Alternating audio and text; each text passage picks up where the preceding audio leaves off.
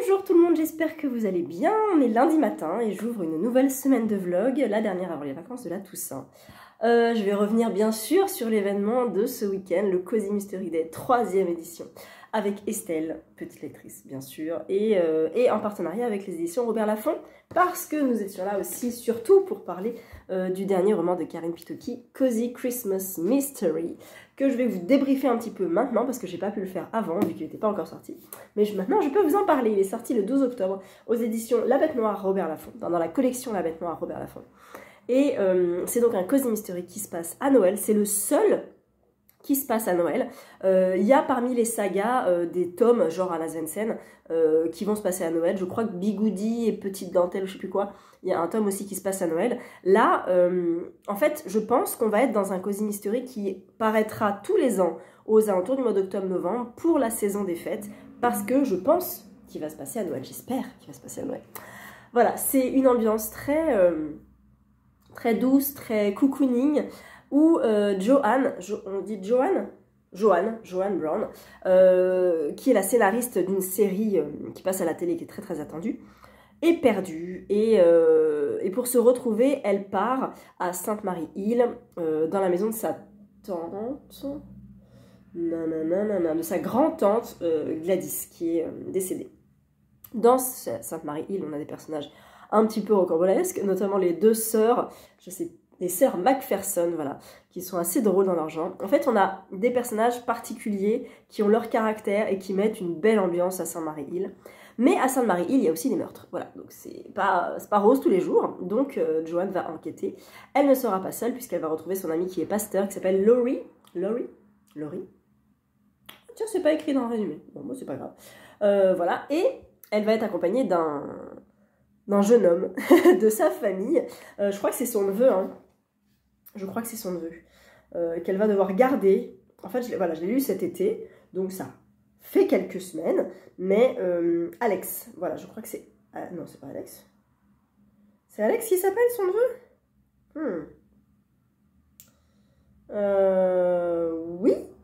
Oui, ça doit être ça. Voilà.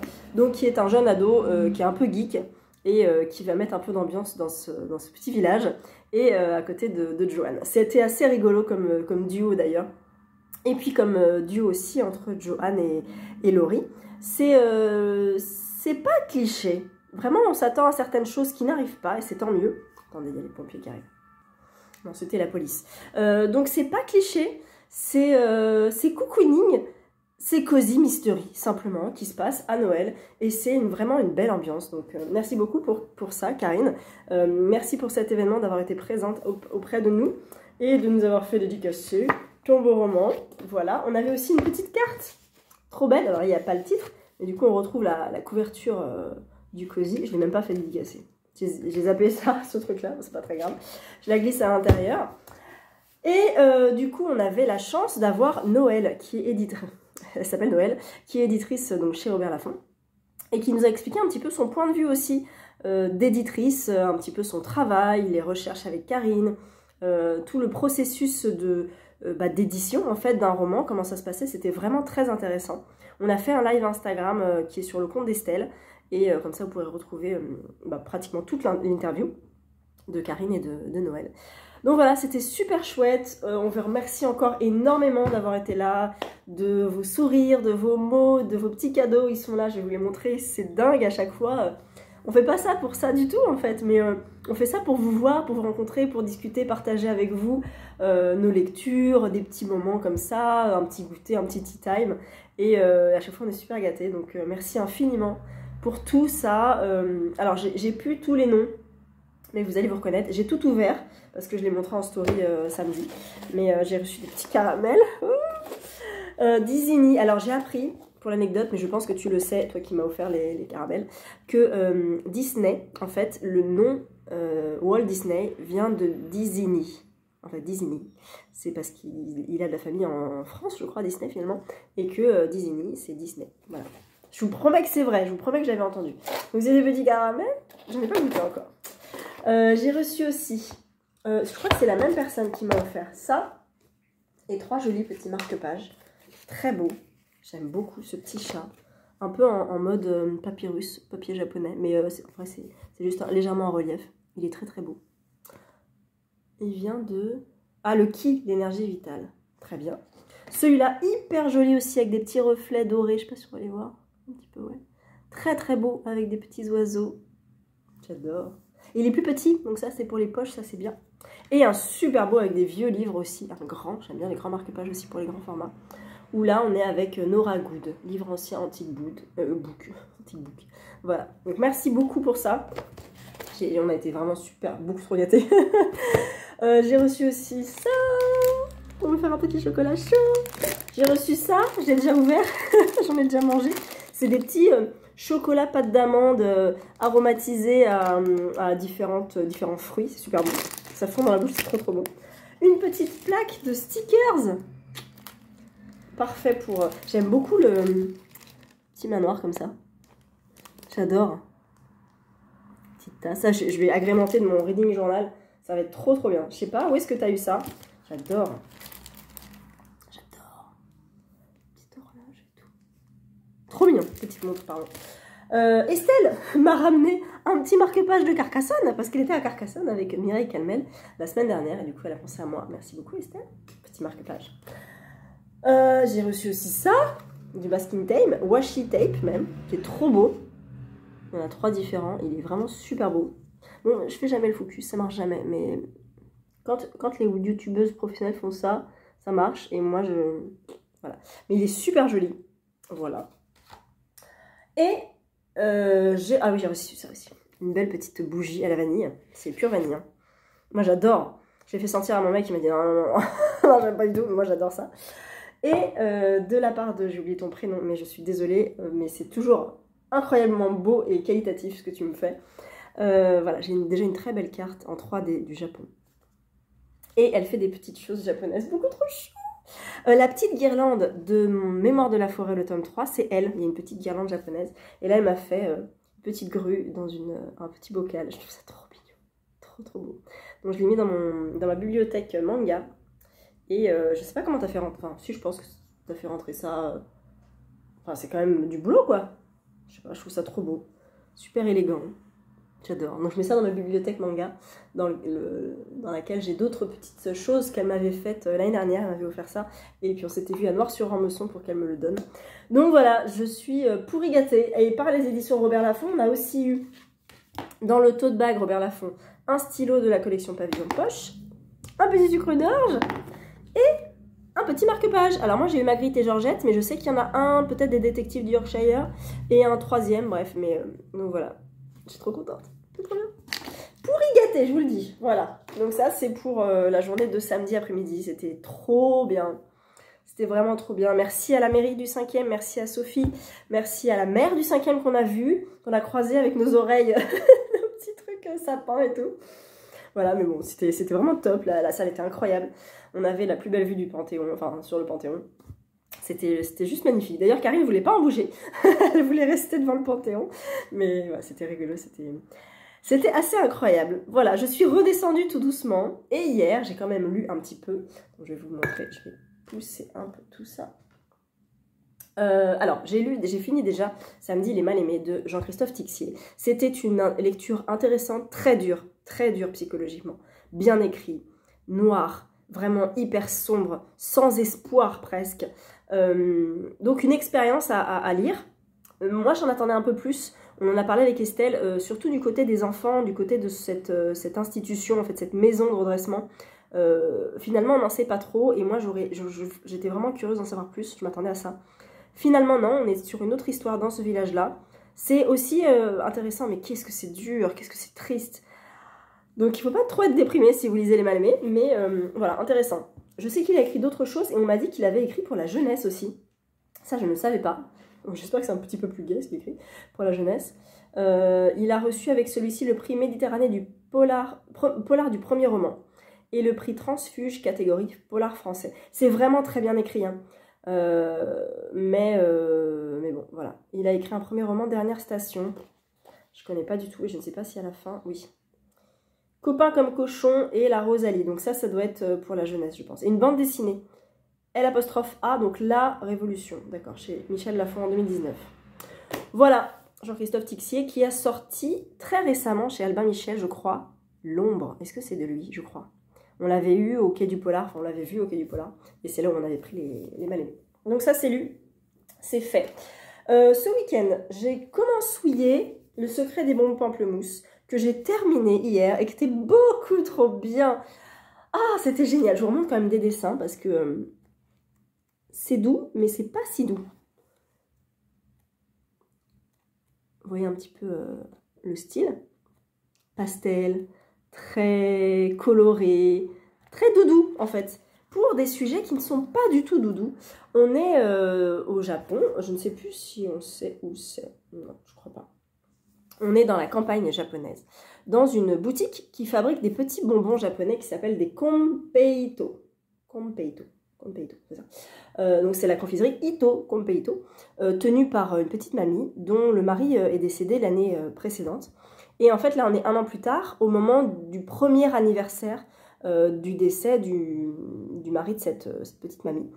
Et on apprend qu'en fait ça fait 1 an que la fille de cette petite mamie est partie. Elle est partie pour Tokyo, on ne sait pas pourquoi, on ne sait pas ce qu'elle est devenue. Un petit peu silence radio, et elle va revenir.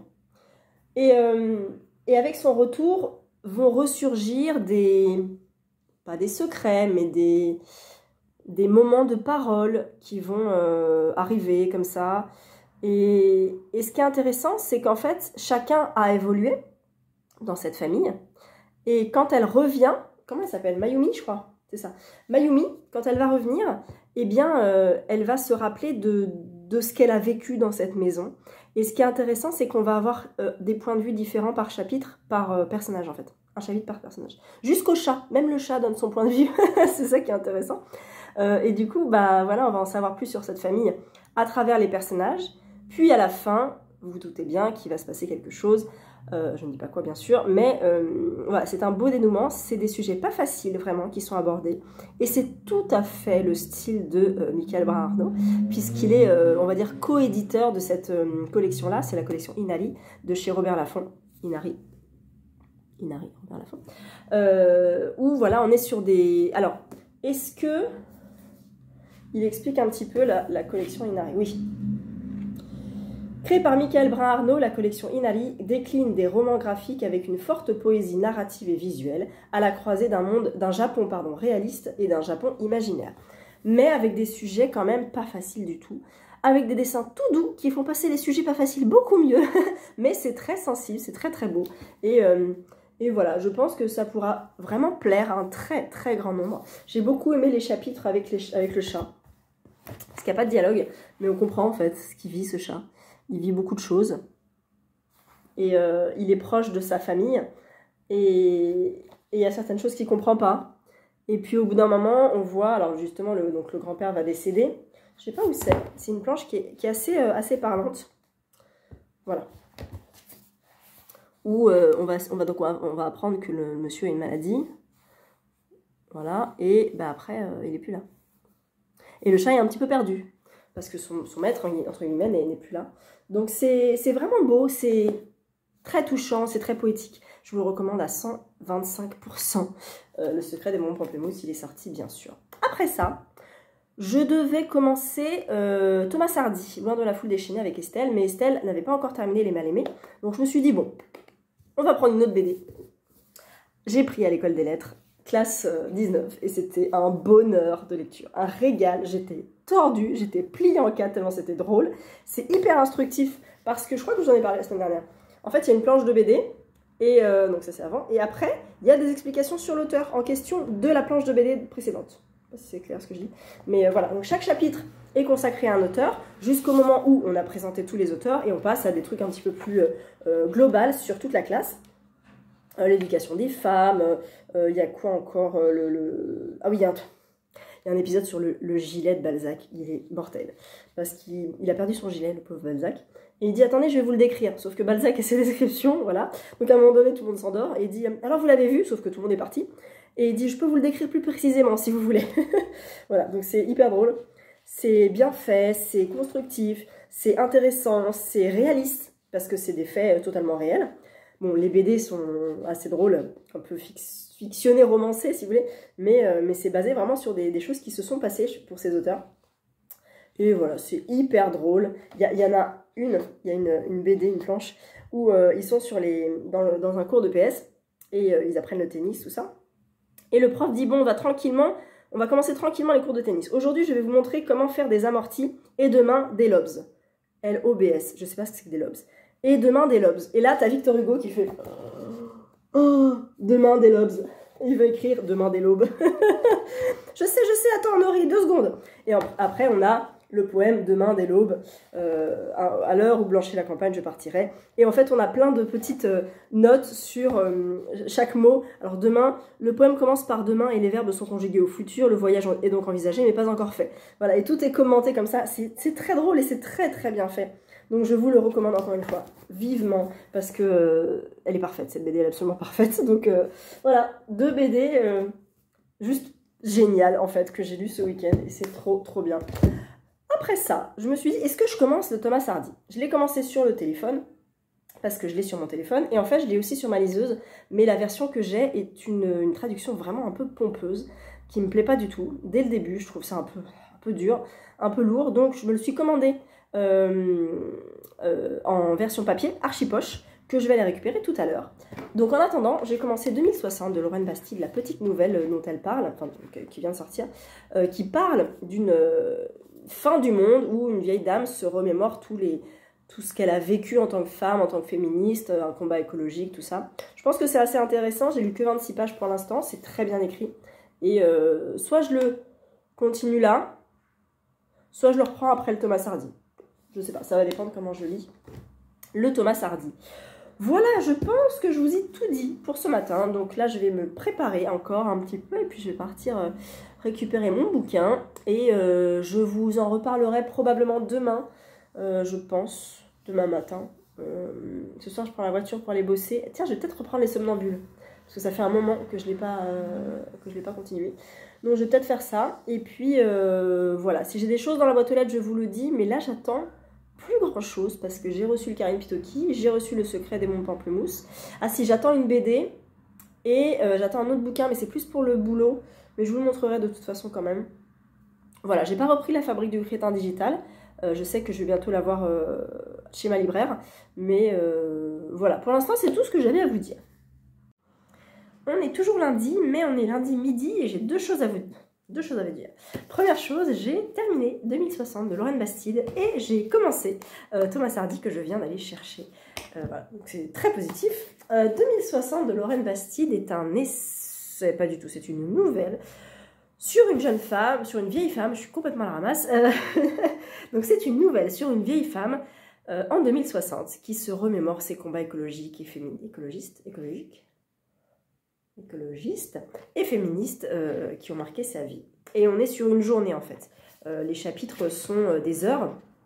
Oh c'est beau, les chapitres sont des heures. Ça commence à 6 h le lever et ça finit à 18 h je crois, promenade. Voilà, il y a le nom des chapitres, 6 h lever, 7 h toilette, 8 h exercice, 9 h nouvelle, 10 h jardinage, etc. Donc on va suivre cette journée, sauf qu'elle va être bien sûr rythmée par ses états d'âme, ses émotions, son passé, son histoire qu'elle va nous raconter, les rencontres qu'elle aura faites durant sa vie, et puis les dates importantes qui vont rythmer sa vie depuis, chez nous, elle parle de 2018, elle parle de 2027, elle parle de 2040, elle parle de choses fictives, dystopiques, parce que c'est pas très gai ce qu'elle nous raconte, Lorraine Bastide, et profondément réaliste en fait, parce qu'elle se base, je pense, elle, sur ce qu'elle a vécu, ce qu'elle vit actuellement avec tout ce qui se passe dans le monde et son analyse journalistique et humaine féministe de ce qu'elle en tire en fait. Et à partir de là, elle nous raconte un futur qui n'est pas très gai. Donc c'est beau, c'est bien écrit, c'est triste, c'est mélancolique. Et ça n'amène à rien de bon pour la fin de cette femme que l'on suit, dont on ne connaît pas le prénom. Mais en fait, j'imagine que... Alors, il me semble que Lorraine Bastide a passé 40 ans. Et je me demande même si elle n'est pas de 1980 et qu'elle-même n'aurait pas 80 ans en 2060. J'ai pas trop lu d'interview sur elle, sur ce bouquin-là, mais je soupçonne ça. Je vois en toile de fond les idées et peut-être une partie du passé de Lorraine Bastide, puisqu'à un moment donné, elle dit que voilà, elle se revoit quand elle est jeune, avec des vêtements de marque, des cigarettes fines, et je pense, vu qu'elle a été journaliste pour elle, que c'était son quotidien. Elle a des enfants, là elle a 3 enfants, cette héroïne-là, mais Lorraine Bastide a 2 enfants, et je pense qu'elle se projette aussi un petit peu par rapport à ça, et qu'elle s'imagine vieille femme en 2060, qu'est-ce qui pourrait se passer, qu'est-ce qui pourrait nous arriver, comment on gère ça, comment on vit physiquement avec le dérèglement climatique, avec la montée des eaux, avec les marées qui deviennent toxiques, avec voilà, la vie qui a quitté certaines villes, les animaux qui ne sont plus là, les oiseaux qui ne chantent plus, comment on vit avec ça, et en même temps, comment elle réfléchit à tout ce qu'elle a pu faire dans sa vie et qui aurait pu nourrir positivement ses combats, mais en même temps qui finalement sont sans espoir. Donc c'était assez beau, voilà. J'ai mis 2 post-it, j'aurais pu en mettre plus, mais voilà, c'était... bon, alors, 12 € pour 80 pages, c'est un petit peu abusé, on est d'accord. Néanmoins, il se trouve peut-être en médiathèque, il se trouvera peut-être plus tard d'occasion, il se trouve peut-être en numérique aussi, voilà, il y a peut-être des moyens que vous le lisiez. Et puis, bah voilà, moi j'aime bien parce que j'ai lu Présente de Lorraine Bastide, je n'ai pas lu Futur parce que le thème écologique me parlait un peu moins, mais je pense qu'il doit être très intéressant. Et là, du coup, voilà, je la découvre sous un autre angle et c'est diablement efficace, moi j'aime bien. Alors par contre, elle parle, et ça j'avais pas réfléchi à ça, dans une ambiance à la fois mélancolique et poignante qui évoque Charlotte Perkins Gilman ou Virginia Woolf. Alors il y a... oui, alors je comprends pour Virginia Woolf. D'accord. Charlotte Perkins Gilman, je ne sais pas, parce que je n'ai lu que le papier peint jaune, et je ne sais pas. Par contre, j'ai vu un petit air de Le Mur Invisible. Peut-être que vous connaissez ce roman que Digli avait présenté un peu après le confinement, je crois, ou peut-être même pendant. Que moi j'avais lu, j'étais enceinte, donc... ah bah non, c'était avant le confinement. Ouais, et il avait été en rupture de stock partout, tout le monde voulait le lire et tout, et moi j'avais beaucoup aimé ce roman, très particulier, d'une femme qui vit seule dans les bois, dans une espèce de temps non dit, d'époque non dite, où elle survit avec les plantes qu'elle fait pousser, avec... je crois qu'elle a un chien, ou un chat, puis après il y a d'autres animaux... Mais c'était vraiment une ambiance très très particulière. Et là, je retrouve un petit peu de ça parce que cette vieille femme vit seule dans une maison, dans une cabane. J'ai l'impression au milieu de la forêt. Bon, peut-être une ville qui s'est transformée en forêt, j'en sais rien. Mais voilà, il y a des moments comme ça qui m'ont fait penser un petit peu au Mur Invisible. En beaucoup plus court, bien sûr. Mais voilà. Et moi, je voudrais savoir ce qui se passe en fait entre maintenant et 2060. Je voudrais qu'elle écrive le reste de sa vie en fait à cette dame. Donc ben voilà, j'ai bien aimé. Vraiment, c'était très intéressant. Et si vous avez l'occasion, eh bien n'hésitez pas. Voilà. J'ai donc été chercher Thomas Hardy. J'aime pas cette couverture. C'est la couverture du film que j'ai pas vu bien sûr, que je regarderai peut-être, j'en sais rien. On est donc avec probablement un triangle amoureux, avec un fermier qui s'appelle Gabriel Hawke qui débarque dans sa nouvelle ferme parce qu'il est ruiné. Et il va faire la connaissance d'une jeune femme qui s'appelle visiblement Bathsheba Everdeen, une jeune femme venue s'installer au pays de avec sa tante, pardon, et qui a repoussé ses avances avec hauteur. Donc là, je suis vraiment à la prise de connaissance. Hein. Je suis page 24, il en fait 470. Donc voilà, je veux pas trop en savoir plus, j'ai vu qu'elle était promise à quelqu'un. Voilà, elle est déjà convoitée, elle a un rival, machin, enfin, lui a un rival. Je veux pas trop en savoir plus. Je ne pourrais probablement pas l'avancer aujourd'hui parce que j'ai un coup de barre et je devrais dormir. Et que ce soir je prends la voiture. Mais demain pour sûr je prends les transports. Donc je pourrais l'avancer là. Et mercredi. Et jeudi. Et vendredi. Et samedi c'est Papillon de nuit de RJ et Laurie. Voilà. Et bien écoutez, je vous reprends un petit peu plus tard.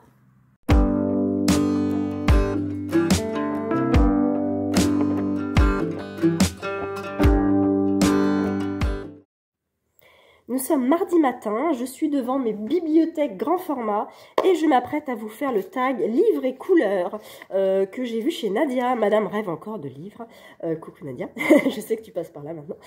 Donc on va faire les couleurs de l'arc-en-ciel qui sont rouge, orange, jaune, vert, bleu, violet et rose. J'ai déjà une idée pour le violet. Donc voilà, je vais dire une couleur et puis je vais chercher 2 secondes. Je vais peut-être mettre pause pour aller chercher le bouquin et puis après je vous le présente. On commence par le rouge. Ah, non, je ne l'ai pas lu celui-là. Tiens. En rouge, La dictatrice de Diane Ducré, qui est un livre que j'avais énormément aimé. Vous voyez tous les post-it qu'il y a. C'est très très bon signe en général. J'aime beaucoup ce que fait Diane Ducré. J'avais adoré, coup de cœur absolu. La meilleure façon de marcher est celle du flamant rose. Et là, c'est un roman qui parle d'une dictatrice. Je vais vous lire le résumé. Depuis des années, on entend grogner la révolte sur le vieux continent. Un sentiment de rejet généralisé, l'impression pour beaucoup d'avoir été débarqué du progrès. Quand soudain, un violent orage éclate, une femme se lève parmi la foule. Munich, novembre 2023. Waouh, c'est flippant. Parce que ce bouquin-là est sorti il y a bien 3 ans. Il est sorti en 2020. Voilà, il est sorti en 2020. Et là, on est en novembre 2023, genre demain en fait. Une manifestation populaire. Aurore Henry se saisit d'un pavé et le lance au visage d'un chef d'État. Derrière son regard bleu magnétique, une volonté d'acier, un espoir fou, guérir les hommes de leurs tendances destructrices, bâtir une société nouvelle où règne la paix et l'harmonie. J'avais adoré ce bouquin. On parle d'une forme de dictature, oui. C'est une femme, qu'est-ce que ça change? Est-ce que finalement c'est positif? C'est pas possible que ce soit positif. Quelles sont les idées de cette femme? J'avais vraiment adoré, le style était hyper enlevé, c'était waouh, ça fait vraiment, vraiment réfléchir. Est-ce que je peux vous lire des post-it dont je me rappelle? Aucune femme n'a jamais conçu de bombe atomique, perpétré d'attentats ni commis de massacres, encore moins conduit à la destruction de notre environnement. Ah, je vous le dis, le monde sera parfaitement en paix lorsque les femmes le gouverneront. Trinquons. Ah, je vais relire ce bouquin. Je me donne moi-même envie de relire les bouquins, c'est formidable. Donc moi, j'avais lu à sa sortie, donc en 2020, et j'avais vraiment adoré. Je pense que depuis, il est sorti en poche. Couleur rouge, La dictatrice. On va les empiler comme ça fera un bel arc-en-ciel. Couleur orange. Qu'est-ce que j'ai d'orange? Ah bah tiens, mais je vous en ai déjà parlé il n'y a pas longtemps. Je pensais prendre Billy Pretty, mais en fait, comme j'en ai parlé il n'y a pas très longtemps, je vais plutôt parler du Cercle de Dave Eggers, dont le film est sorti, c'était avec Emma Watson il y a un petit moment maintenant, et Tom Hanks, pareil, regardez-moi tous ces post-it. Ce bouquin est incroyable. Alors, quand Mae Holland est embauchée par le Cercle, elle n'en revient pas. Installée sur un campus californien, ce fournisseur d'accès Internet relie les mails personnels, les réseaux sociaux, les achats des consommateurs et les transactions bancaires à un système d'exploitation universel à l'origine d'une nouvelle ère hyper numérique, prônant la civilité et la transparence. Alors que la jeune femme parcourt les open space, les immenses cafétérias en verre, les dortoirs confortables pour ceux qui restent travailler le soir, la modernité des lieux et l'intense activité la ravissent.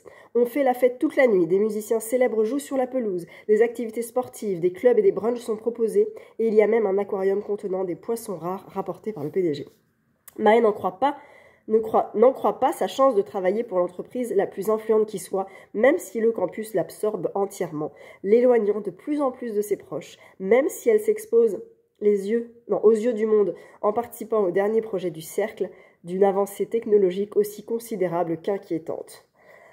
Ah, coucou la réalité. Ce bouquin est sorti en... Pareil, je l'ai lu il y a un petit moment. Il est sorti en 2013 en VO et en 2016 pour la traduction française. Je pense que je l'ai lu en 2017-2018. Il est sorti en poche depuis, bien entendu.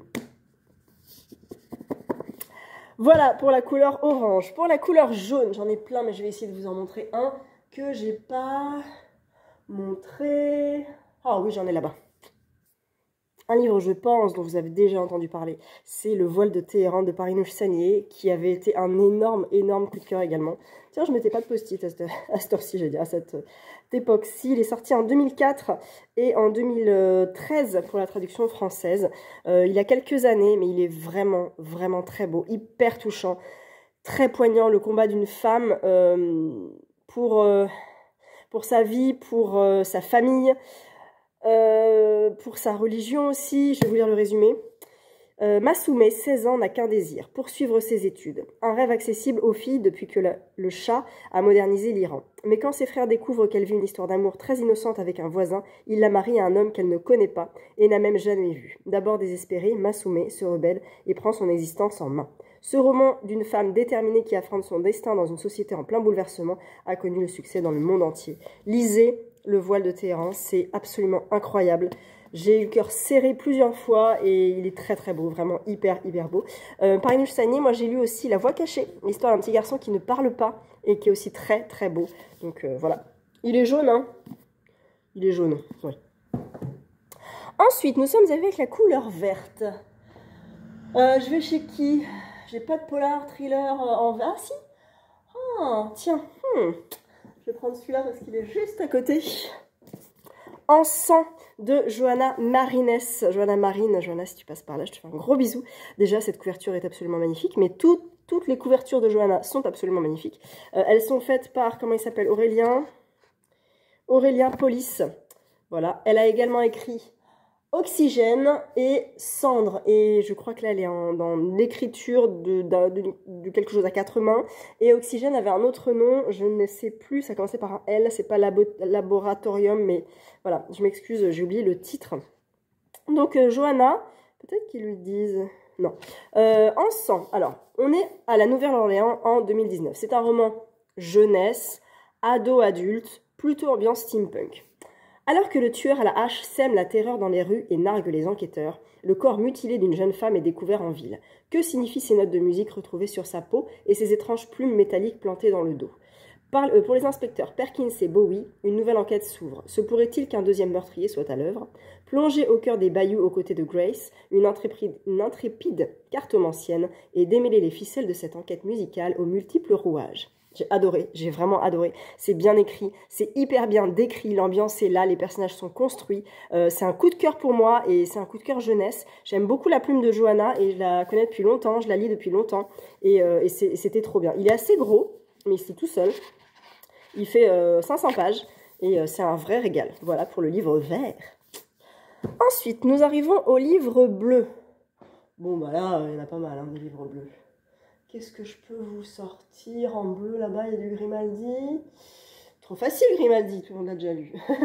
En bleu. Ah tiens, on va rester dans du jeunesse avec Adèle ou les noces de la reine Margot par Silène Edgar. Alors Silène Edgar, c'est une femme qui a écrit en collaboration avec, comment il s'appelle, je ne sais plus, j'arrive pas à lire son nom, 14-14, qui est un roman aussi sur la guerre de 14 et le parallèle avec 2014, j'avais vraiment adoré. Et celui-ci, on est avec la reine Margot. Il est sorti chez Castlemore. C'est un jeunesse. Il est court, il est écrit gros, il fait 300 pages. Et je vous lis le résumé, je l'avais fait dédicacer à Montre. Pas du tout. Ah non, j'avais vu l'autrice. Je lui avais dit que j'avais adoré, mais j'avais pas vu qu'elle était en dédicace. Et j'avais oublié le bouquin. Bref. Adèle en a marre de ses parents qui ne comprennent jamais rien. Au collège, elle préfère passer du temps avec ses copines qu'étudier. Aussi, quand elle apprend qu'elle doit lire un livre en entier pendant les vacances, c'est une véritable punition. Pas que moi, quand j'étais ado. Mais dans ses rêves, la nuit, l'impossible se produit. Adèle est à la cour, au XVIe siècle, au milieu des personnages de la reine Margot. Elle rencontre même un beau jeune homme. Ce qu'Adèle vit en 1572, vaut-il la peine de sacrifier ses amis et sa famille de 2015? Voyage dans le temps... historique, jeunesse, c'était trop bien et c'est intelligent. Et j'aime beaucoup cette collection, il y en a plusieurs qui sont sortis. Je sais pas si... Ah voilà, j'ai le marque-page. Paul Borne, 14-14, Paul Borne et Silène Edgar. Je ne sais pas s'il y en a d'autres dans cette collection qui sont... Non. Si? Non. Bref, dans cette collection-là, il y a 14-14 et Adèle et les noces de la reine Margot. C'est des bouquins intelligents pour la jeunesse, historiquement justes et vraiment passionnants. Donc voilà, j'ai beaucoup aimé celui-ci. Pour le bleu, pour le violet, je sais exactement ce que je prends. Nous sommes en octobre, nous sommes dans le Victober, nous soyons avec Mary Shelley, mais pas avec Frankenstein, avec son journal d'affliction qui s'appelle « Que les étoiles contemplent mes larmes ». Je trouve que ce titre est le plus beau titre que j'ai rencontré dans la littérature. C'est beau, c'est mélancolique, c'est gothique, c'est... Ah, j'adore. J'ai mis quelques post-it aussi. Alors, il ne faut pas être déprimé quand on lit ce bouquin parce qu'il est vraiment triste. Mary Shelley a une vie très très dure. Donc je vous lis un peu le résumé de celui-ci. Italie, été 1822. Le poète Percy Shelley traverse le golfe de Livourne à bord de l'Atriel, un petit voilier qu'il vient d'acheter. La mer est agitée, fait chavirer l'embarcation et emporte le jeune écrivain. Sa veuve, Mary Shelley, auteure du mystérieux Frankenstein, n'a pas encore 25 ans. La douleur soudaine, brutale, anéantit la jeune femme qui entame alors l'écriture d'un journal, son journal d'affliction, qu'elle tiendra jusqu'en 1844. C'est une œuvre bouleversante, élégiaque et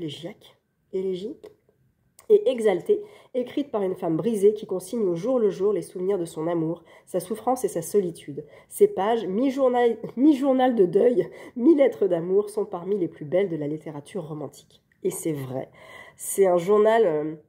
Ah, c'est tellement beau. Il y a des passages, j'avais mis quelques post-it, j'avais trouvé ça magnifique. Mais il ne faut pas être déprimé, hein. Je voudrais être une plante enracinée dans le sol, tirant ma subsistance des vents du ciel et nourrie par la terre sur laquelle je me dresserai. Alors je déploierai peu à peu dans les airs mes rameaux et n'aurai qu'à subir sans jamais agir. Tu sens la dépression arriver quand même, hein. Donc voilà, j'en ai un autre peut-être là. La douleur est préférable à l'absence de douleur. Ma peine me rappelle tout du moins que j'ai connu des jours meilleurs. Voilà, elle a vraiment une vie pas facile du tout. Voilà, mais c'est très très beau. C'est un journal. Il fait 300... Ah non, même pas.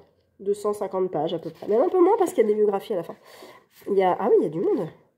Il y a des notices biographiques de Lord Byron, de Émilie Charles Beauclerc, Audrey Beauclerc, Clermont, Godwin, pardon. Hunt, il y a plein de monde. Thomas Moore, donc je pense que c'est les gens qui sont évoqués dans ce journal-là. Donc on en apprend plus aussi sur possiblement d'autres personnages de la littérature victorienne et de l'époque romantique. Et c'était trop beau. C'était magnifique, j'avais adoré ce titre-là. Et juste trop trop beau. Voilà pour la couleur violette. Et en dernier, le rose. Le rose. On va chez qui en rose? Oh, bah dis donc, j'ai pas de rose. Allez. On va chez le droit des femmes, tout peut disparaître. Essai essentiel, bien sûr. Écrit par Pauline Delage, c'est publié chez Textuel. Et là encore, j'ai mis pas mal de post-it parce que tout peut disparaître d'un jour à l'autre. Les droits acquis par les femmes sont-ils irréversibles? Si le principe d'égalité s'est peu à peu imposé, on est loin du compte dans la pratique. Les droits des femmes sont toujours l'objet d'attaques de la part des groupes ou d'individus qui résistent au mouvement vers l'égalité.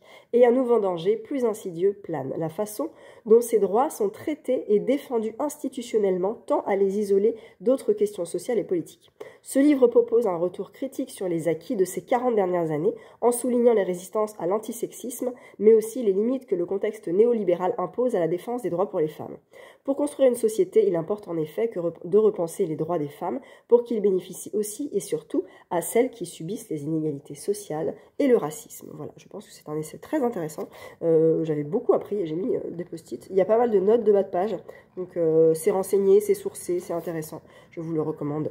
Voilà, et bah ça y est, on a fait les couleurs de l'arc-en-ciel. Hein. Regardez comme c'est beau. Attendez. Et alors, femme, homme, femme. Oh, j'ai même pas fait exprès, je vous promets. C'est pas trop beau ça, franchement. Voilà, j'espère que ce petit tag vous a plu au milieu de ma semaine. J'ai avancé un tout petit poil le Thomas Hardy, je suis page 50, mais je vais pas vous en parler maintenant, je vous en parlerai jeudi, je pense, parce que demain j'aurai pas le temps. Ah si, demain j'aurai peut-être le temps, demain soir. Parce que mon conjoint n'est pas disponible. Enfin, il est à la maison, mais il bosse. Donc, je pourrais peut-être vous parler un petit peu demain soir de Thomas Hardy, parce que je l'avance ce soir, je l'avance demain. Donc, j'espère au moins être à la page 200 demain. Il se lit bien, ça va, il se lit plutôt bien. Il n'est pas écrit trop petit, il est aéré, les débuts de chapitre sont sur la page de droite. Donc ça se passe bien. Donc, je vous en reparle demain soir, a priori. J'ai reçu le tome 9, Meurtre et Carrot Cake. Il a l'air court, il a l'air bien, il a l'air trop bien, L'été arrive à Eden Lake. Ah bah oui. Alors, qu'est-ce qui se passe? Soirée chaude de farniente, blablabla. Ok. Bon, bah très bien. Oh, je suis contente, merci Benoît. Merci, je sais pas quand je vais le lire. En même temps, Carrot Cake, c'est pas trop l'été, hein. C'est plutôt en automne, donc finalement... Il s'appelle comment le titre anglais, américain? Carrot Cake Murder. Finalement, ça c'est bien transcrit. Bah écoutez, Ma petite palle n'est pas pressée, donc il n'est pas impossible que je le sorte en novembre. Je crois qu'Estelle va lire bientôt. Donc, mais bon, je suis un peu à la bourre dans les lectures que j'avais prévues, donc je vais peut-être pas le lire tout de suite. Peut-être novembre, effectivement. On verra. J'ai ma palle là, je la regarde. Elle est là, je peux vous la montrer d'ailleurs. Voilà. Voilà la palle. Fin du mois, ça c'est lu. Ça c'est emprunté à la médiathèque. Ça c'est lu, ça c'est lu. Fin du mois, samedi, novembre. Je sais pas du tout. Fin du mois, novembre. Je crois novembre aussi. Fin du mois. Et ça, non. Et j'ai zappé pour le tome 2 au Cozy Mystery Day. Donc voilà. On est d'accord qu'on a toujours une palle de secours, mais voir ça, c'est vachement mieux quand même, non? Nous sommes mercredi soir, je viens vous voir pour vous parler lecture, évidemment, lecture en cours et réception livresque juste à côté de moi. Lecture en cours, parce que j'ai avancé Thomas Hardy, vous voyez où j'en suis, à la moitié. Même un tout petit peu plus de la moitié, je suis page 267. Alors, beaucoup de choses à dire sur ce roman victorien qui a été écrit en... j'en sais rien. On va dire 1895, à peu près, un gros peu près, 1890, qui est donc un roman qui tourne autour d'un lieu dans la campagne anglaise, c'est ça? Je suis pas capable de savoir, comment ça s'appelle? Pour moi, c'est dans la campagne anglaise, parce qu'il y a un berger qui s'appelle Gabriel Hawke, qui s'installe en fait dans cette petite bourgade où il va faire la rencontre de Bathsheba, c'est quoi son nom, Everdeen. Il va tomber tout de suite amoureux d'elle, il va dire épousez-moi, tout de suite épousez-moi. Je trouve ça un peu violent, mais à l'époque c'était normal. Elle va dire non, tu rêves mon gars, il n'y a aucun moyen que je t'épouse maintenant. Je ne te connais pas, tu ne m'attires pas en fait. Et entre-temps, il va y avoir deux autres jeunes hommes qui vont rentrer dans la vie de Bathsheba. Donc il va y avoir non pas un triangle amoureux, mais un triangle masculin amoureux d'une femme. Donc voilà, c'est grosso modo l'histoire. Il n'y a pas que ça, parce qu'il y a des confusions, il y a des non-dits, il y a des quiproquos, enfin il y a un gros quiproquo. Et j'en suis à peu près là.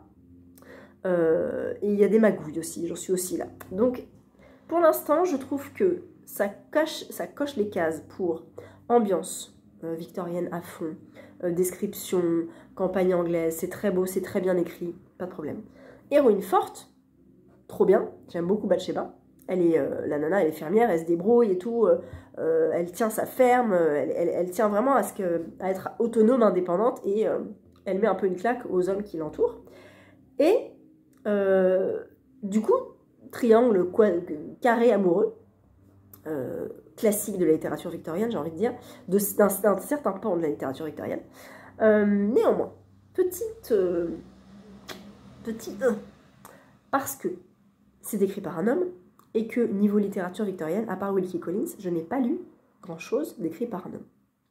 Première chose. Deuxième chose, on voit que c'est écrit par un homme. Il y a certaines réflexions où tu te dis, bon, un peu misogyne, hein, sur le coup. Du coup, ça me gêne un petit peu. Voilà. Mais, contexte, Angleterre, machin. En sachant que l'auteur, de ce qu'on m'en a dit, et je rejoins effectivement ce point de vue, a un côté un peu féministe, parce qu'il décrit quand même une femme hyper forte, qui refuse les codes de sa génération, qui refuse de se marier. Donc ça, pour ça, ok. Mais je me dis, ça aurait été mieux que c'était écrit par une femme quand même. Et ça me fait dire que finalement, en littérature victorienne, je préfère lire des femmes que des hommes, pour l'instant. Mais ça peut changer. Il me reste 200 pages. Tout peut changer. Donc j'essaie de pas être trop sceptique en me disant, j'aime le style, j'aime les descriptions, c'est bien écrit, c'est ce que j'aime en littérature victorienne. Mais voilà, j'ai juste envie qu'elle envoie bouler tout le monde et qu'elle parte seule dans sa ferme et qu'elle dise non, je n'ai pas besoin de mari. Voilà, je ne sais pas du tout la fin, j'ai pas vu le film, tout le monde me conseille le film, peut-être qu'il est très bien effectivement, mais voilà, je le continue un petit peu ce soir, demain, et je l'aurai fini je pense vendredi pour commencer le RJ Laurie samedi. J'ai reçu des petites choses dans la boîte aux lettres, une qui était prévue, 3 qui n'étaient pas prévues. Première chose prévue, The Pumpkin Spice Café de Laurie Gilmore, qui est un livre en VO. Alors là, on voit pas très bien, mais la couverture est trop belle. Et il y a un petit chat, il y a un café. C'est très automnal, il y a des citrouilles, des feuilles d'automne.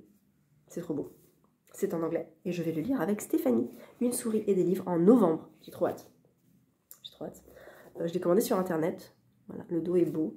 Et ce qui est marrant, c'est qu'avec les romans de chez nous, quand vous posez la couverture comme ça, c'est à l'endroit, alors que là, c'est dans l'autre sens. Donc c'est-à-dire que quand vous posez le livre, vous le voyez à l'endroit et vous voyez en plus la couverture. Tandis que chez nous, si vous êtes sur la tranche comme ça, le livre est à l'envers. C'est un détail, mais voilà. Je sais que ça, pour moi, ça a son importance. On est jeudi matin et hier, j'ai pas pu vous continuer en fait parce que mon conjoint est arrivé. Et en plus, on a passé une soirée un peu pas prévue du tout. Donc j'ai pas pu avancer Thomas Hardy du tout. Et j'ai même pas pu terminer de vous présenter les livres que j'avais reçus. Donc je vais vous parler du Pumpkin Spice Café, qui est donc de Laurie Gilmore, avec une couverture parfaitement printanière automnale. Donc que je lis en novembre avec Steph, une souris et des livres. Il fait 340 pages. Mais bon, j'ai lu Pages & Co, 400 pages. Sauf que là, on n'est pas sur du jeunesse, on est sur du roman contemporain. Probablement romance. Alors, je vais essayer de vous le traduire en direct. Quand la tante de Janice offre son très cher Pumpkin Spice Café à Jenny, dans la petite ville de Dream Harbor, Jenny saute sur la chance pour un nouveau départ, enfin, saisit sa chance d'un nouveau départ loin de son boulot trop nul. Very dull desk job, donc un boulot de bureau trop nul, j'imagine. Logan est un fermier local qui avoids, je ne sais pas ce que c'est, avoids. Les gossips, les petits, peut-être qui est avide de ragots à Dream Harbor, at all cost. Peu importe, bref, je pense qu'il adore les ragots, je sais pas. Mais l'arrivée de Jenny perturbe la routine de Logan et il ne veut rien savoir de cette jeune femme qui a l'air très haut en couleur. Except that he finds himself... Mais il se sent inexplicablement attiré par elle. Je pense que c'est ça. Est-ce que Jenny, qui est toujours joyeuse, qui a toujours une attitude joyeuse, va gagner le cœur du hungry, grumpy Logan, ou est-ce que cette fille de la ville va trouver une personne dans la ville qui... Found the one... est-ce que... Oh, c'est dur. Alors, this little city girl found the one person in town who won't fall for her charm. Est-ce qu'elle va trouver quelqu'un qui tombe sous son charme ou alors sous le charme de ses pumpkin spice latte? Bon, bref. Histoire d'amour, j'imagine. Mais c'est pas grave. Je me lance le défi de lire un roman contemporain. Il y a quand même pas mal de chapitres. Donc ça va. 30, il y a 30 chapitres. Ouais, plus de 30 chapitres. Donc ça doit être des chapitres courts, donc c'est bien. Et on va lire ça avec Steph. Je ne sais pas son rythme de lecture. Moi, je vais essayer de le caser sur une semaine. Parce que 4 jours, ça sera peut-être un peu... voilà. Mais une semaine, en novembre, et j'ai trop hâte. Voilà, j'avais vu chez Steph de Piketty, et je l'ai vu partout sur Instagram, sur Bookstagram, US, UK, tout ça. Et j'ai très envie de le lire. J'ai reçu sinon des livres qui n'étaient pas du tout prévus. De Pocket SF, Les Oubliés de Lama. On est avec Floriane Soulas. Floriane Soulas, elle a écrit il y a un petit moment Rouille, qui était un roman steampunk, qui a reçu d'ailleurs le prix Actu SF de l'Uchronie. Actu SF qui a disparu maintenant, qui n'est plus. Voilà, elle a écrit donc après Rouille, elle a écrit Les Noces de la Renarde aussi, qui se passe au Japon, dans un Japon médiéval, qui avait l'air très bien. Et je vois qu'elle adore Zola et Hugo, et Asimov et Orwell. Donc voilà, Les Oubliés. Waouh, elle a remporté le prix des Utopiales avec ce roman-là, mais trop bien. Donc bravo Floriane, c'est un beau pavé qui fait 800 pages. Je vous lis le résumé, parce que je ne l'ai pas encore lu, donc je le découvre avec vous. L'humanité a colonisé tout le système solaire et veut étendre son exploration au reste de la galaxie. Une planète reste pourtant inatteignable, Jupiter, l'étoile ratée. Oh. Au cours des siècles, les vaisseaux ayant échoué à percer ses défenses ont fini par créer un gigantesque nuage de débris. Sur cette ceinture de déchets entourant la planète, s'est construit au fil des années Lama, un bidonville flottant. Fraîchement débarquée de celui-ci, Kat a très vite intégré une équipe de recycleurs. Mais, sérieuse et solitaire, la jeune femme détonne au milieu de ceux qui sont venus se faire oublier de la justice galactique et qui ont fini par ne plus repartir de cet enfer flottant. Elle poursuit un but précis, intégrer le circuit des courses de vaisseaux illégales pour retrouver son frère jumeau disparu. Oh, bah dis donc, ouais, il a remporté le prix européen Utopial 2022. Bravo Florian, c'est trop bien. Trop bien. Alors, je suis pas très SF, mais j'avoue que ça donne envie. En plus, la couverture est très très belle. Les couvertures SF chez Pocket sont assez soignées en général. Et voilà, elle fait partie des étoiles montantes de l'imaginaire. Donc peut-être que ça peut vous tenter. Et j'ai reçu 2 romans dans une enveloppe, sans rien, sans date de sortie. Donc je ne sais rien de ces romans. je vous les donne simplement comme ça, comme information. Alors, c'est de chez Istia et compagnie. Mais en fait, si vous regardez le logo, pour moi c'est Slatkin. Et effectivement, quand on regarde là, c'est Istia, Slatkin et compagnie. Donc je pense que c'est une collection de chez Slatkin. Animal, peut-être, je ne sais rien. Où là, on a la véritable histoire du Kraken de Fabio Genovesi. J'aime beaucoup la couverture. Il est pas très long. Et je sais pas quand il sort. Il coûte 20 €. Il est court, hein, il fait 220 pages. Et il nous raconte donc le 30 novembre 1841, un navire français, l'Alecton, croise pour la première fois un kraken. Le capitaine Boyer se déroute et rapporte la chose à terre. L'Académie des sciences décrète qu'il s'agit d'une chimère. Qu'on l'appelle kraken, sioubraque, poisson-île, grand inconnu, amba zombie ou calamar géant, ce monstre mythique des abysses mesure la taille de 10 hommes. Il ne peut donc pas exister. Entre réalité et légende, de l'Antiquité à nos jours, Fabio Genovesi déroule à sa façon, souple et rythmée comme la danse du kraken, la véritable histoire d'une créature mythique à laquelle il voue depuis l'enfance une admiration tendre et poétique. Un drôle de voyage dans une nature dévastée par les hommes, un plaidoyer pour la différence, une invitation à s'affranchir des certitudes en laissant triompher l'imaginaire, l'inimitable talent d'un très grand écrivain italien né en Toscane avec la mer pour horizon. Ça a l'air vachement bien. Ça a l'air vachement bien. Et alors moi, ça me fait penser à Lovecraft, mais bon. Donc ça doit être un espèce de roman, un roman documentaire peut-être. Je ne sais pas s'il alterne entre la réalité et la fiction, avec des documents peut-être authentiques, je ne sais pas. Je connais rien du Kraken, je connais le Kraken dans Pirates des Caraïbes, voilà, et Lovecraft, c'est tout. Et le deuxième, c'est Aventurière des pôles de Laura Jourdan. Alors je ne connais pas du tout Laura Jourdan, qui est-elle ? Je ne sais pas si on a des informations, pas du tout. Remerciements, non, on ne sait pas qui c'est. J'aurais pu renoncer à mes rêves de voyage et tout laisser tomber à la suite de cette première expérience, mais une autre force m'a tiré vers le haut, une énergie vitale, presque un désir de vengeance qui m'a servi de moteur pour continuer ma route. Se retrouver seul, trahi, sans argent, à Tromsø, au nord de la Norvège, en plein mois de novembre, et rebondir, repartir, survivre, avec pour guide l'aventure. Jeune diplômée d'une grande école, professeure de biologie à Lille, Laura comprend assez vite que la perspective des paillasses n'est pas l'avenir qu'elle imaginait. Elle abandonne tout pour partir dans le Grand Nord. L'aventure commence au moment du Mermétide, la nuit sans fin, la saison noire entre neige et tempête par moins 20 degrés Celsius. Trouvant un emploi dans une mine de charbon isolée au milieu de la nature sauvage du Svalbard, Laura sillonne la banquise en motoneige à la recherche de l'ours blanc, découvre des glaciers majestueux et fragiles, des icebergs à la dérive, une réserve mondiale de semences et même une cité minière russe abandonnée. Au Svalbard, à l'extrême nord des terres arctiques norvégiennes, il y a 2000 habitants et le double d'ours polaires. Sur cet archipel extrême et inhospitalier, Laura découvre l'incroyable entraide des habitants, cette étincelle de vie et de solidarité qu'on appelle ici le Dunyad. Un récit de courage et d'émerveillement au service de la nature. Donc je pense que c'est orienté nature en fait. Ces 2 romans-là, qui ne sont pas vraiment des romans, je pense que c'est plus un témoignage du coup. Mais voilà, c'est assez beau, ça a l'air assez beau, ça me fait penser à La mélancolie de l'ours polaire de Momalo que j'ai reçu il n'y a pas longtemps, que je lis aussi en novembre avec Eva d'ailleurs. Coucou Eva si tu passes par là. Peut-être que tu as reçu celui-ci également. Il est aussi court, hein. Il fait 270 pages à peine. Et au milieu il y a des petites photos, donc je pense de son expédition, voilà. Oh c'est beau. Elle nous montre un petit peu tout ça. Oh avec des petits phoques.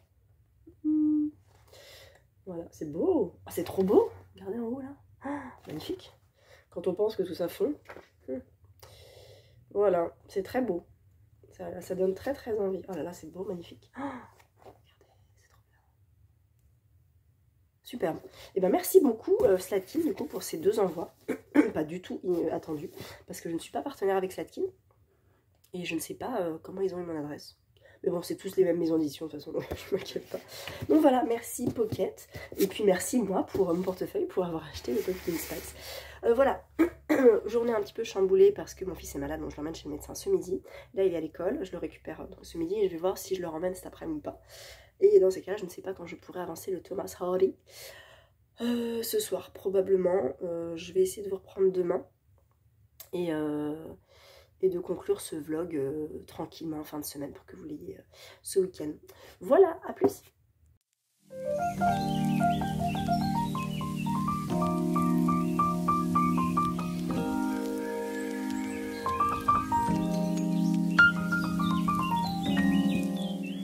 On est toujours jeudi et je vous reprends deux petites secondes, minutes, parce que j'ai reçu ma lettre du courrier du vent, ma lettre numéro 5. Donc, alors je suis à la bourre, hein, et j'ai encore la 3 et la 4 à lire.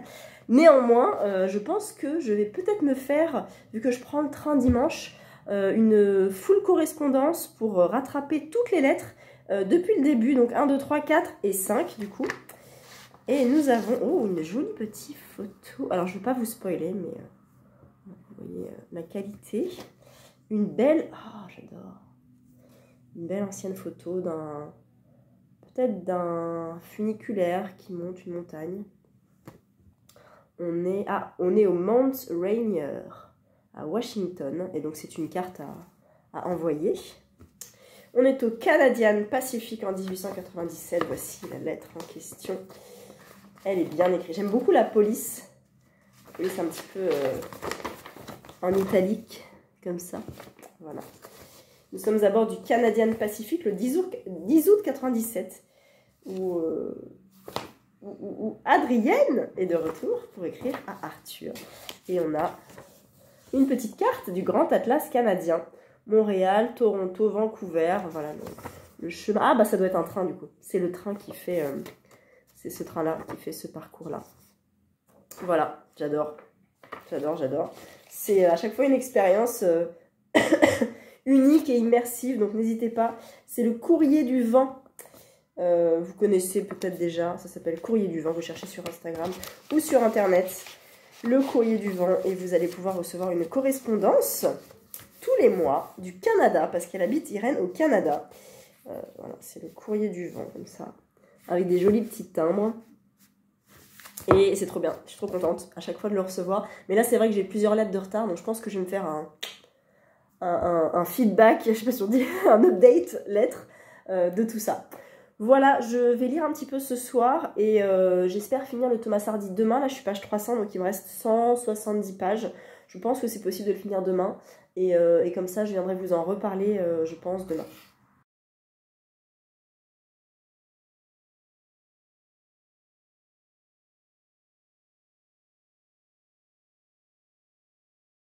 On est vendredi midi et dis donc Thomas, tu m'en mets des rebondissements dans ton bouquin, c'est assez fou. Je suis presque à la fin, je suis à la page 403, il me reste 60 pages.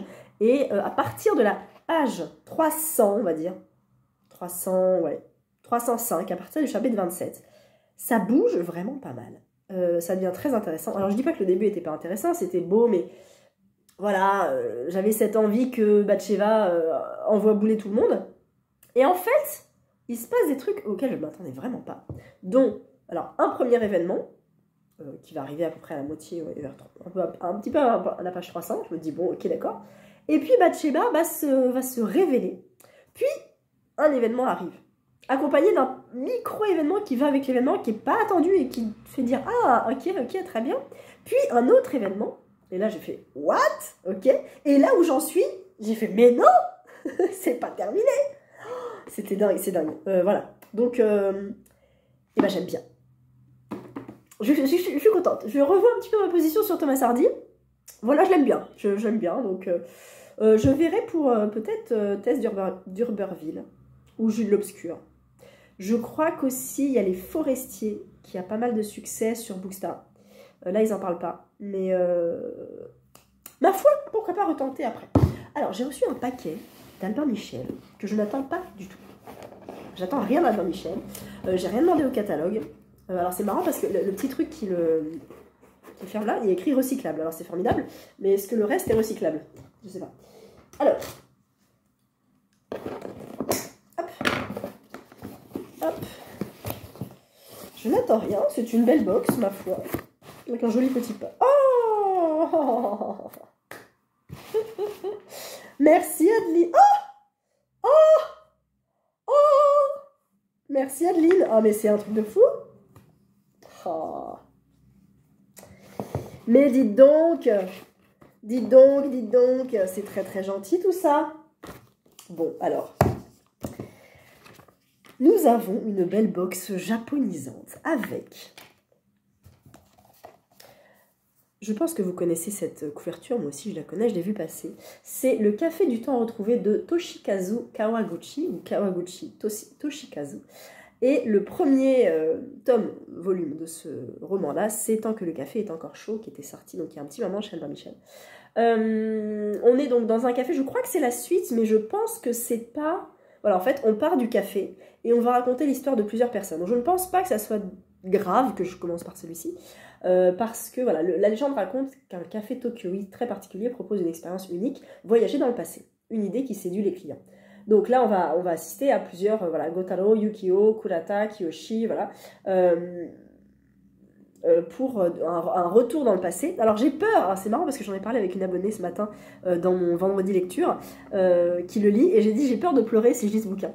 Et en fait, voilà, je reçois ça, du coup, bon bah, c'est cool. Et il est petit, hein, il fait 200 pages. Il fait 200 pages, il sera très vite lu, donc merci beaucoup Adeline, merci Albin Michel. Et là, je reçois le café où vivent les souvenirs, qui vient ou qui va sortir, je ne sais guère. Je n'ai pas l'information sur ça. Le café où vivent les souvenirs, avec un joli petit marque-page, avec un joli petit chat, même 2 petits chats. Alors, je ne sais pas quand il sort. Il coûte 18,90 €. C'est à signaler parce que les bouquins à moins de 20 €, il n'y en a plus beaucoup. Et c'est traduit donc du japonais, bien sûr. Le premier est sorti... Ah non, celui-ci est sorti en 2018. Et donc en 2023 pour l'édition japonaise. Et là, on est où? Alors, hop, ça c'est tout doux. Cette jaquette-là, elle est toute douce. Et sinon, il ressemble... Et il est tout doux. Voilà. La saveur du passé peut transformer le présent. Sur le flanc du mont Hakodate, au nord du Japon, le café Donna Donna est réputé pour sa vue imprenable sur le port de la ville. Mais surtout, comme au café Funikula à Tokyo, il est possible pour ses clients d'y vivre une expérience extraordinaire, voyager dans le passé le temps d'une tasse de café. Donc là, on est en fait sur un autre café, un peu parallèle à ce café-là. Donc on est sur une autre... toujours un peu dans le même domaine, de retour vers le passé. On y rencontre Yayoi, une jeune fille qui en veut à ses parents défunts d'avoir fait d'elle une orpheline. Tokodori, dans Todoroki, un comédien qui se languit de son épouse et de leurs rêves communs. Reiko, submergé par la disparition de sa sœur. Reiji, qui réalise trop tard à quel point il aime son ami d'enfance. Autant d'âmes sincères et émouvantes qui, en retrouvant un pan de leur passé, apprennent à regarder le présent autrement et à envisager l'avenir avec plus de sérénité. Avec sa voix singulière et le talent de conteur qui ont fait son succès dans le monde entier, Toshikazu Kawaguchi signe un nouveau roman plein de sensibilité et de finesse, aussi réconfortant qu'un bon café chaud. Alors moi, j'aime pas le café, mais nous avons dans la box un petit peu de matcha de chez Anatae. Si vous ne connaissez pas, allez le voir. Alors, moi, j'ai pas de matcha de chez eux, mais j'en entends pas mal parler. Et on a donc un petit mot de la fondatrice qui s'appelle Camille, qui dit qu'en 2018, elle est allée au Japon à la recherche du meilleur matcha qui soit, et elle n'a pas encore trouvé le matcha sur Terre. Elle n'a pas encore trouvé le meilleur matcha sur Terre. Alors, ma petite équipe, absolument. Oui, mais si elle n'a pas trouvé, pourquoi elle nous le fait découvrir, du coup? Bref. Donc, du coup, un petit échantillon, et on a 10% avec un petit code. Donc voilà comment préparer le matcha. Ça, je sais le faire a priori. Donc, merci beaucoup. Est-ce que... Comment ça s'ouvre? Ah! Comment ça s'ouvre? Oh, bah dis donc! C'est un petit peu embêtant. Bon, bah, je suis coincée. Je demanderai à mon mari de me l'ouvrir. Voilà, je pense que là, une petite dose comme ça, j'ai pour 2 matchas, je pense. Voilà, mais... C'est cool, c'est trop gentil. Merci beaucoup. Adeline pour ce joli petit paquet et Anatae Matcha, petit partenariat avec eux. Et bah franchement, alors Adeline m'avait parlé de ça parce qu'elle m'avait invité à la soirée de lancement de ce livre-là du coup. J'avais pas pu lui rendre parce que c'était un mardi, que je bosse le mardi soir. Et j'avais vu les images de Magda qui avait pu y assister et ça avait l'air très très cool. Et moi, en parlant un peu japonais, j'avais regretté parce que je me dis j'aurais pu échanger quelques mots avec l'auteur. Mais bon, c'est pas très grave. Du coup, bah, je suis très contente qu'elle m'envoie la box, c'est super gentil. Donc merci, merci beaucoup, je suis trop contente. Et bah ça fait plus 2 dans la palle. Hein. C'est pas cool. Celui-là, il va être... en fait, ils vont être vécus. Hein. Parce que vu comment c'est écrit gros, 250 pages, clairement, ça va le faire. C'est trop bien, je suis trop contente. On est vendredi soir et je viens refermer cette semaine de vlog complètement prise du nez parce que c'est le soir. Mais j'essaie de me soigner avec un petit matcha. C'est le 3e de la journée. Ouais, il est bon. La taille, il est très bon. Mais tous les matchas sont bons pour moi. Je suis pas compliquée. Je le bois froid pour m'aider pour ma petite gorge. Alors, je viens finir ce vlog avec Thomas Hardy. Je l'ai terminé, ça y est. Et waouh, et que de rebondissements. Encore à la fin, je discutais avec quelqu'un sur Instagram là-dessus justement et je disais bah, il s'est passé ça et ça. Et elle me dit rien. Et en fait, retournement de situation, en fait, non, c'est pas ça. En fait, il s'est passé encore un autre truc de fou. Truc de dingue. Et coup sur coup, des événements comme ça sur les 150 dernières pages, vraiment, mais incroyable, quoi. Donc, j'ai vraiment beaucoup aimé cette fin. Bon, la toute fin, voilà. Mais c'est la conséquence de beaucoup de choses. Et c'est ça qui était vraiment intéressant. Donc je pense que je relirai Thomas Hardy, effectivement. Si vous en avez lu d'autres, genre Tess d'Urbanville ou Dune l'Obscur, est-ce qu'il y a autant d'embondissements que dans celui-là? Parce que je le prends tout de suite. je veux les lire. J'ai vraiment beaucoup aimé. Voilà, donc j'avais une mauvaise opinion au début. Finalement, voilà, j'ai adoré. C'est cool. Je retourne avec Hergé et Laurie, avec Papillon de nuit, pour ce week-end, je pense. Il fait quand même 500 pages. Mais quand je prends le train dimanche, je suis désolée, je suis complètement bouchée, mais j'y peux rien. Je pense que j'ai un tout petit conduit nasal qui se bouge très facilement quand je suis arrivée. Et donc je l'ai à partir de ce soir, demain, dimanche, et a priori lundi, je l'ai fini. Normalement, il fait 500 pages, mais voilà. Et je me demandais où est-ce que je l'avais acheté. Et dedans, il y avait ça. La librairie Le Bal des Ardents, à Lyon. Donc je l'ai acheté au Quai du Polar, 2023. Je crois que c'est le dernier Quai du Polar que j'ai acheté. Donc voilà, c'est l'histoire d'un homme. Alors j'ai pas lu la 4e de couverture, mais dans mes souvenirs, c'est l'histoire d'un homme qui est condamné à tort pour avoir tué un homme noir. Un homme blanc qui est condamné pour avoir tué un homme noir. On est dans les années 80 aux États-Unis, compliqué. Et on retourne dans le passé, là, actuellement. J'ai lu 40 pages et c'est tellement bien parce que c'est écrit à la première personne. Et il s'adresse au lecteur et j'adore. Je suis complètement fan. Quoi qu'il écrive, je suis fan de toute façon, donc voilà, je suis pas difficile à convaincre, mais vraiment, il a... On en parlait avec Magda tout à l'heure, et il a un talent de raconteur, quoi, c'est incroyable. Donc voilà, je vais poursuivre ma soirée avec Hergé et Laurie, et je vous retrouve la semaine prochaine, dans un prochain vlog. Je pense que je l'ouvrirai à Nantes, ce vlog, comme ça vous aurez des petites images de Nantes aussi, et j'espère que ça vous a plu. Oh, la question de la semaine, j'en ai pas cette semaine, zut. Quel est votre auteur de thriller préféré? On est à fond dans les salons du livre là. Là, il y a Mulhouse ce week-end. Il y a Iris Noir le week-end prochain. J'ai vu qu'il y en avait un autre à Cognac ce week-end aussi. Quel est votre auteur ou autrice de thriller préféré? Moi, j'ai du mal à me décider. Hein. J'adore Claire Favant. J'aime beaucoup Circe Cédric. J'adore Hergé et Laurie. Mais Hergé et Laurie, c'est pas trop du thriller. Enfin, c'est du thriller roman noir, polar. C'est dur, et j'en oublie. Johanna Gustafsson, j'avais adoré les deux Yule. Ah, il y en a plein. Bref, dites-moi, vous, quel est votre auteur de l'Autocarisie? Bref, il y en a plein, voilà. Bah, dites-moi en commentaire votre auteur ou autrice préférée de thriller polar, voilà. Mais plus thriller, parce qu'on est vraiment dans les salons du livre polar en ce moment. Donc voilà, j'espère que ça vous a plu, et je vous retrouve très vite.